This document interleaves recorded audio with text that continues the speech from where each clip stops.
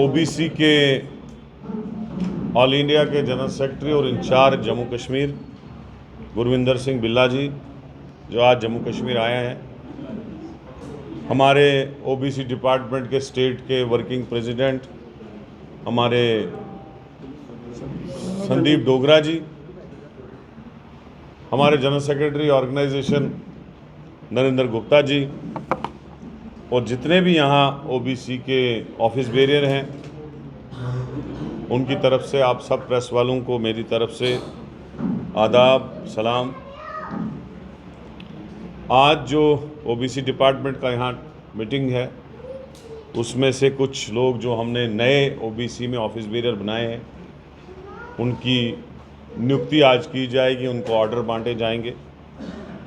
दूसरा, एक राहुल गांधी जी का नारा रहा है ओबीसीज़ के लिए और बाकी सारी जो हमारी एससी एसटी जितने भी कैटेगरीज़ हैं सब के लिए कि जिसकी जितनी भागीदारी उतनी उसकी हिस्सेदारी। तो ओबीसी डिपार्टमेंट को हमेशा इग्नोर किया गया। अभी जो पहले राहुल गांधी जी ने कहा था कि 90 से ज़्यादा हमारे गवर्नमेंट में ऑल इंडिया क्या बोलते हैं गवर्नमेंट ऑफ इंडिया में आईएएस ऑफिसर्स जो हेड ऑफ डिपार्टमेंट्स हैं, उनमें से टोटल 3 ओबीसीज हैं। इसी तरह से पूरे मुल्क में ऐसा चल रहा है। लेकिन अगर कांग्रेस पार्टी इस बार आती है, और हमें यकीन है पूरा कि आ ही जाएगी, इस बार चेंज का माहौल दिखता है पूरे ऑल इंडिया में। जैसे कि फेज़ 1 फेज़ 2 में इलेक्शन रहा, लोगों ने भरपूर वोट दिया चेंज करने के लिए। तो ओबीसी को अपना हक ज़रूर मिलेगा, एससी को अपना हक पूरा मिलेगा, एसटी को अपना हक पूरा मिलेगा, और भी जितनी भी जो है जाति है, जिनकी जितनी हिस्सेदारी है, उनको उतनी भागीदारी ज़रूर मिलेगी। तो मैं आप सभी प्रेस वालों का शुक्रिया अदा करता हूं। आज क्योंकि हमारी कैंपेन इंडिया अलायंस के साथ भी चल रही है, जो नेशनल कॉन्फ्रेंस लड़ रही है कश्मीर में। मैं कल ही उमर अब्दुल्ला साहब के फार्म भरने में सेरेमनी में गया था, उससे पहले फारूक साहब के साथ रजूरी था।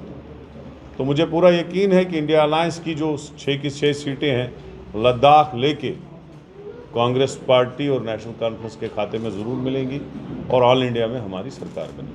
अगर कोई क्वेश्चन हो तो आप बता सकते हैं, पूछ सकते हैं। भानी साहब, जिस तरह से 370 का नारा देकर जो बीजेपी है वो मैदान से हट गई कश्मीर से, क्या कहेंगे इसके ऊपर आप? देखो, बीजेपी थक चुकी है। उन्होंने पहले इलेक्शन में वादे किए, पूरे नहीं हुए। फिर 2019 में वादे किए, पूरे नहीं हुए।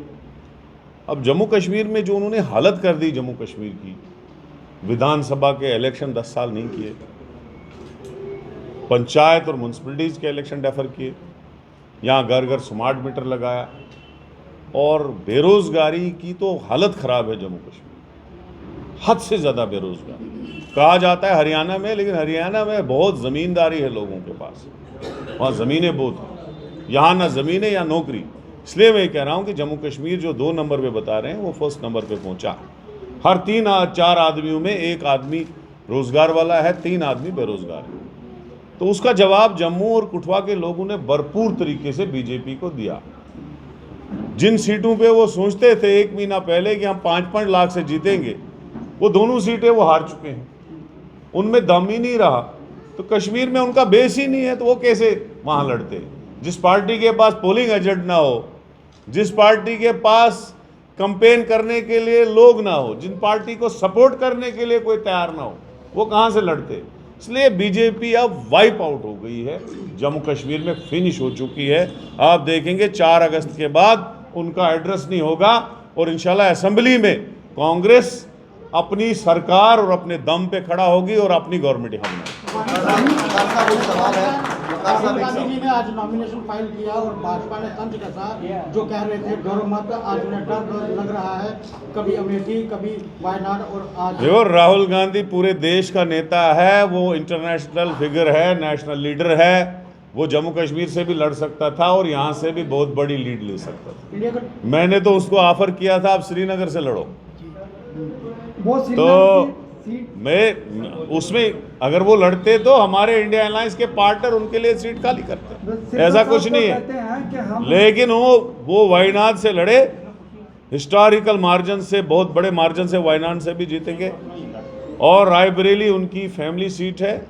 मैं उनको शुभकामनाएं देता हूं आज इस प्रेस कॉन्फ्रेंस से। ऊपर वाला उसको 4 जून के रिजल्ट में हिंदुस्तान का प्राइम मिनिस्टर बनाए। उसको दुख दर्द है गरीबों की।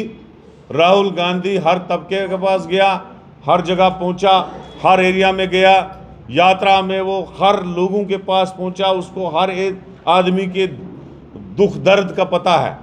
उसको पता है कि मजदूर की मजदूरी करते वक्त उसको क्या परेशानियां हैं, फार्मर्स की क्या परेशानियां हैं, मुलाजमों की परेशानियां क्या है, बेरोजगार नौजवानों की क्या परेशानियां हैं। और मुझे यकीन है जब वो प्राइम मिनिस्टर बनेंगे वो ये सारे इश्यूज लोगों के रिड्रेसल करेंगे। और खासकर जम्मू कश्मीर में हमें स्टेट वापस देंगे, यहाँ के चुनाव कराएंगे, यहाँ की जमीन, नौकरी और कल्चर का तहफ़्फ़ुज़ करवाएंगे।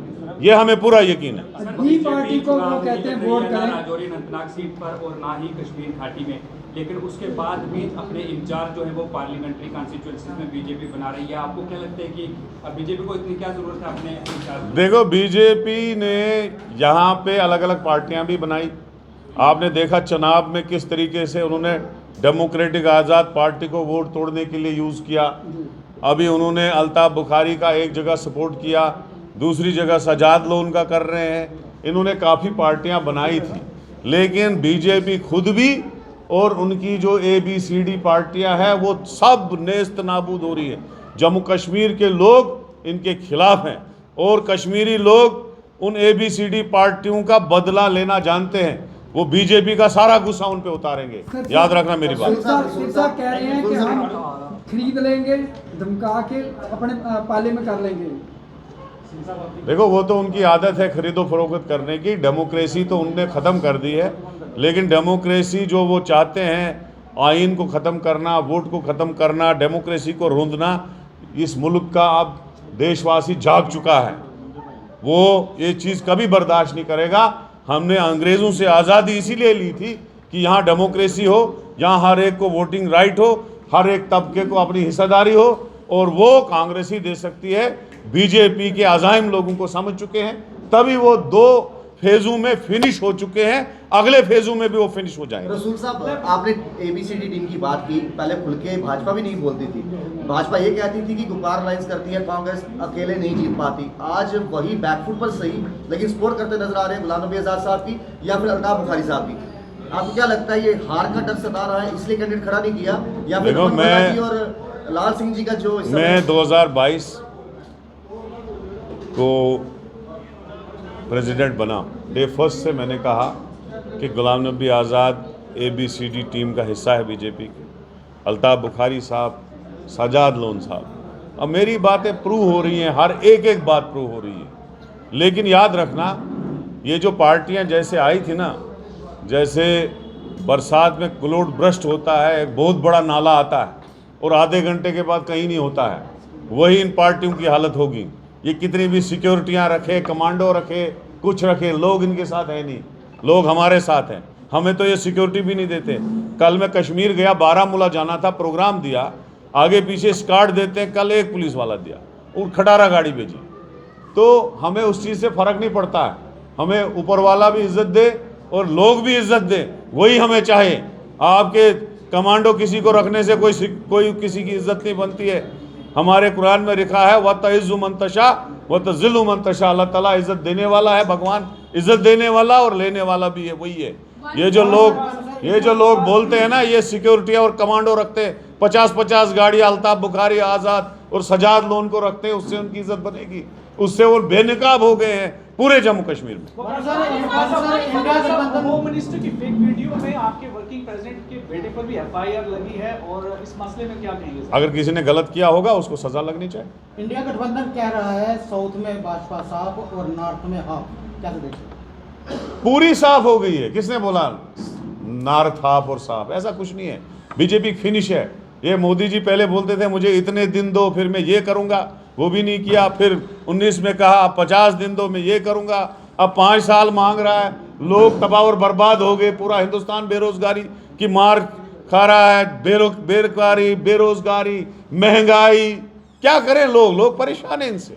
इनको अब दूध में मक्खी की तरह निकाल के फेंक रहे हैं लोग। आप देखो 4 जून को क्या हो रहा है। शुक्रिया, खुदा हाफिज, धन्यवाद, जय हिंद, जय भारत।